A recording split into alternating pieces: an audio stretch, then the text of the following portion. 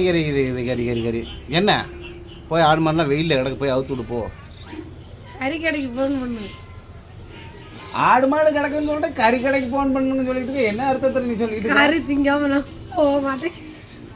போயிட்டு வா, உனக்கு மாமி போயிட்டு வந்து அப்புறமேலுக்கு தொடக்கறியே எடுத்துட்டு வர போ. ஒன்றும் வேணாம், போய் ஃபோன் பண்ணு. கறி முடிஞ்சிடும். கறியெல்லாம் ஒன்றும் முடியாது, கறி கடை இன்னைக்கு ஞாயிற்றுக்கிழமை தானே, போ. கறியெல்லாம் முடியாது, போய் ஆடு மாட்டை அவுத்து விடு போ.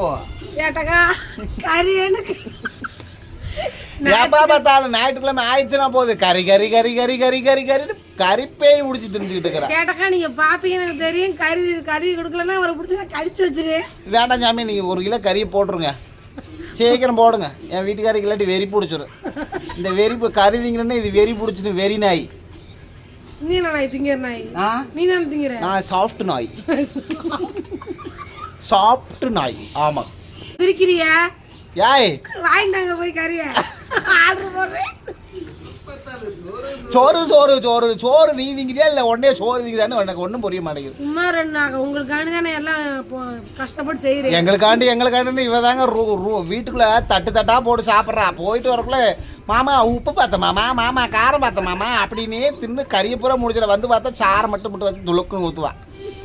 இவ கறி நம்மளுக்கு ஆக்கி வச்சு ஊத்துறாளாம். நீதான் தெம்பா வண்டி ஓட்டு நாளைக்கு கீரை குடிச்சு ஆட்டு இருக்கு. ஆமா ஆட்டு. நீயே மொத்த கறி தின்னு கூட சாரை ஊத்துற, நான் எங்க போய் ஆட்டுறேன். சரி சரி போ, கட் பண்ணி